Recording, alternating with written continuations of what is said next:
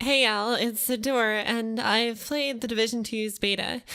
Here are my first impressions.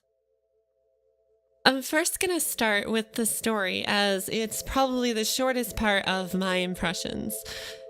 It honestly feels about the same as the first game. There's not all that much difference in regards to it. It doesn't have significantly better plot points or anything. It's really just a throwaway story in general, and that is really unfortunate, I guess. I felt like they could go a different direction with things. The voice acting and writing has not improved all that much, in my opinion, but again, this is just a beta, so it's hard to know if any of that will change in the future. On the actual main missions, though, I actually felt like they were a lot better than the first game. They don't feel all that much different, but one in particular really surprised me, and that was the communications center one in the beta. And in it, you have it's an entire museum, so you have a lot of different areas that seem very varied. I'm very excited for what I've heard about what's coming to the Division 2. They have said that there is a mission where you go through a working planetarium, and that just sounds awesome. There's some other ones, like a space center or something along those lines, I believe.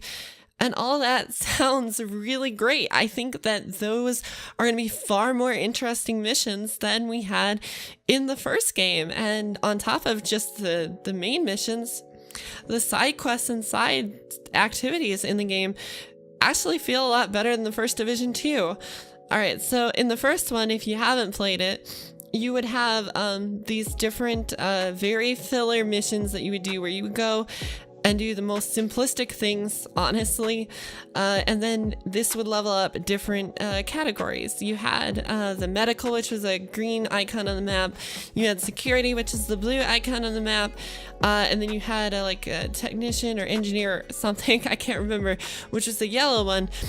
And these would be how you unlocked your abilities in the game, whereas this is entirely changed now. You just get skill points, and then you can choose your perks and your abilities and skills, which I think is actually a better system overall. But the main thing about those side quests is they feel very involved, okay?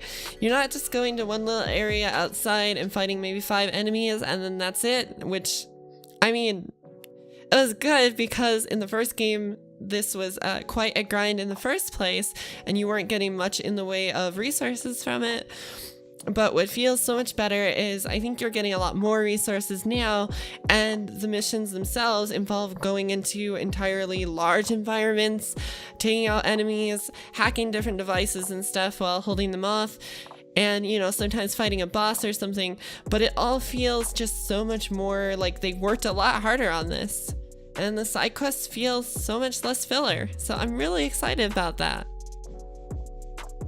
Moving on to the elephant in the room, though, the dark zones do not feel good, okay? The dark zones in the first game I didn't feel had any real problems necessarily. They were fun. You had basically a huge area of Manhattan to take over, and either find different landmarks and take out bosses and such, and then get your equipment, which is of course contaminated, and then you had to send up a flare and have the extraction happen and all that. That's still here, but, and I believe that they do have certain things like subways and stuff. I haven't seen any of this in the dark zone. The other thing that's a major problem is that they've lowered the amount of players that can be in the dark zone, and the dark zones themselves are significantly smaller to compensate for that. And this doesn't make any sense. By the time you've entered a dark zone and walked a little ways, you've probably gotten to the end. There were manhunts and such going on in the little time that I played of the dark zones, but I was never able to find the players. By the time I had moved to their location, they had already moved away. And it's just such a small area to fight in.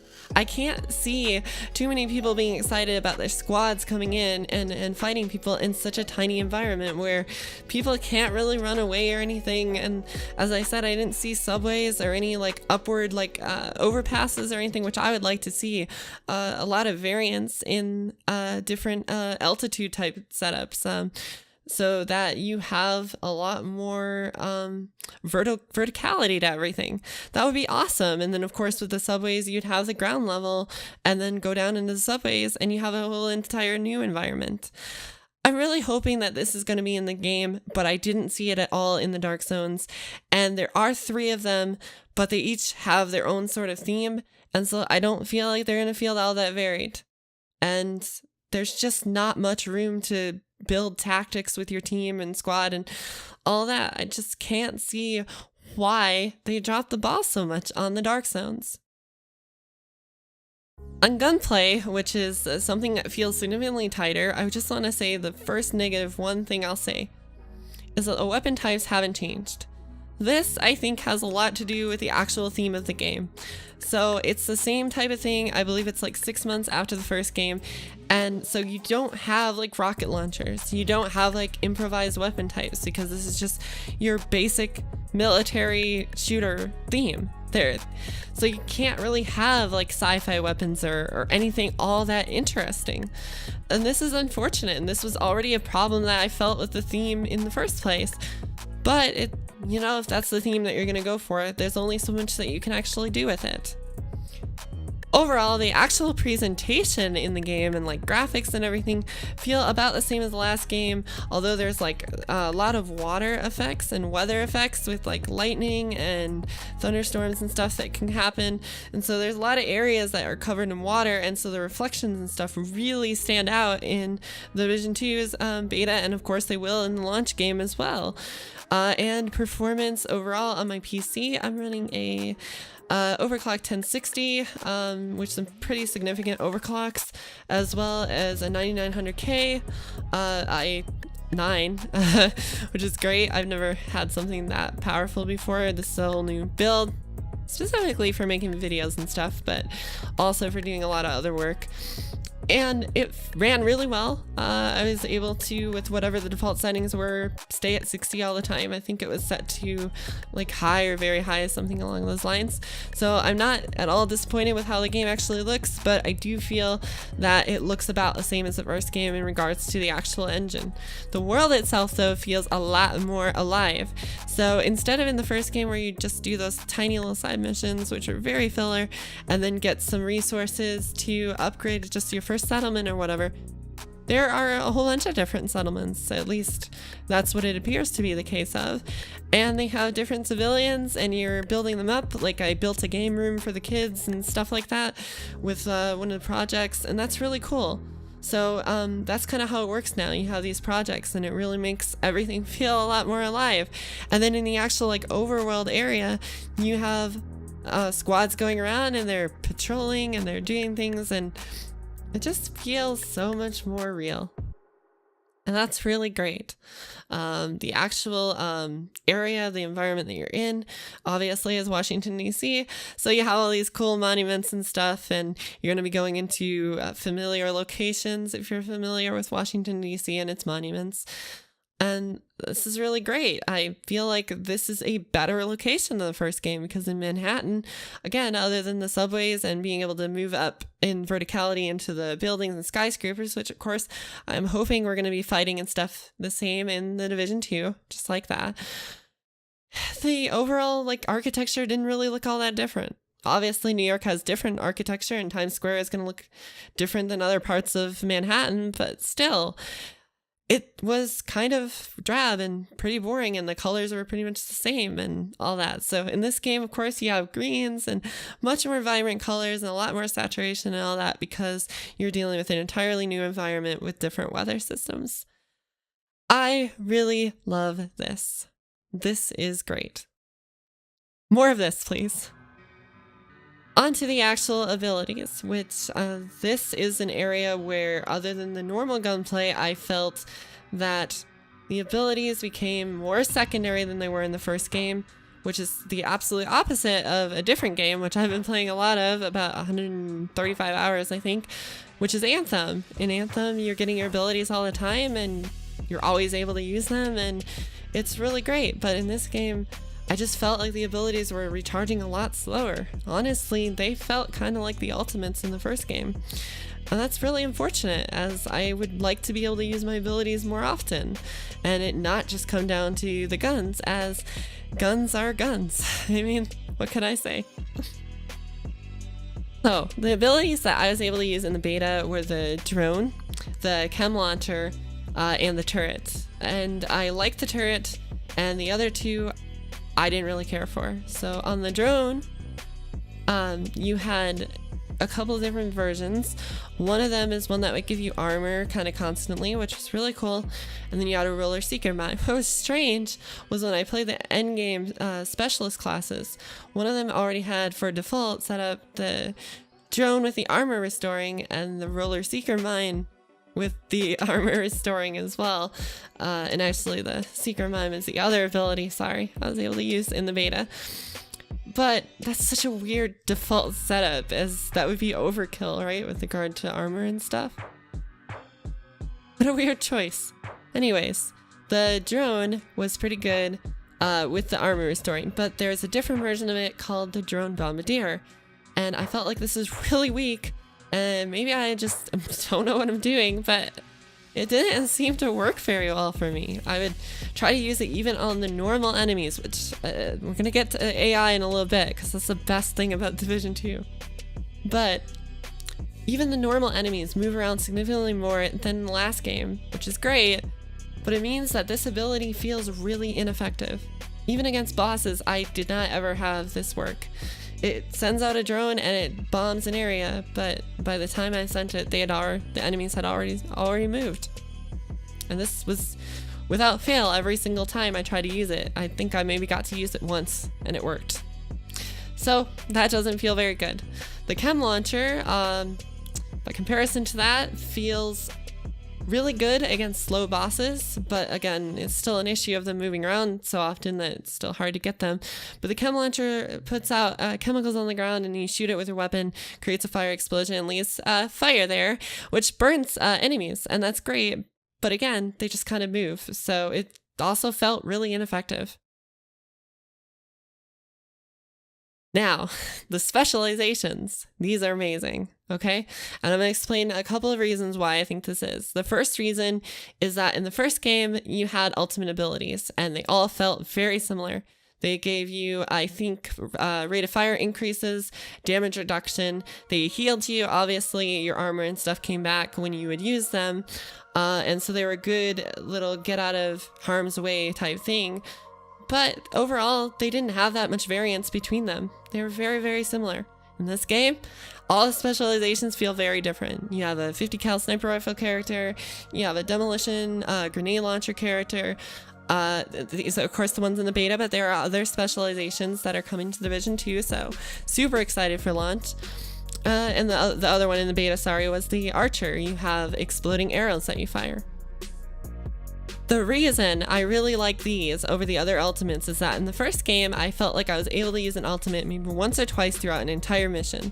I hardly ever was able to use them. Even if you spec things that way, I just didn't find ways to get my abilities very quickly when dealing with the ultimates. But in this game, you start with some ammo, I believe anyway, and that means that you might have one mission where you get ammo the whole time, because I think they work on an RNG type loot system, and so you're constantly being able to use your ultimate, in a sense, again, specializations, which are special weapons, of course. And that's really great, because on other missions you might not get as much ammo, and then you won't be able to use them as often, which will really change how each mission feels. So basically I was able to use like arrows at the very beginning, and then I was able to use them later in the middle of the mission, and then I was able to use them on like the bosses, like at the rooftop of, say, the communication center mission, and that's really great. But the other thing is you can just choose to not use them or use them. Like, They're not this like get out of jail free card type situation with the first game where they just kind of launch and you're good to go. No, you have to get ammo, and if you have them and there's a big enemy coming at you or whatever, a demolition can take them out in a couple of shots, and that's great. So it is still kind of used for that same purpose, but in a lot different way, because you have a lot more choice here. Absolute best thing about the Division 2's beta is the enemies. They are freaking awesome. They move around a lot more. They seem to have been completely overhauled with their tactics, and it all just feels far more realistic. Even the normal enemies feel this way. And there are various factions.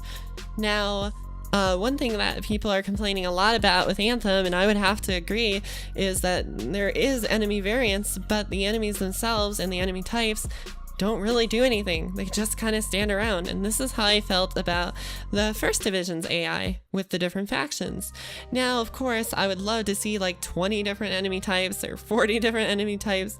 And I'm hoping that the enemy types are going to change with the different factions as they grow throughout the game. You know, I understand that you're like taking them out, so maybe they're actually gonna get less, but that makes no sense to me. I feel like they should be increasing in their power and such, so you should be seeing new enemy types almost constantly. So I'm hoping that'll be the case, but either way, there's a handful of enemy types, and they all work pretty well. There are a couple that were kind of annoying, but overall they work really well, and their tactics are way tuned up. They are so much smarter, and so they don't feel like just bullet sponges.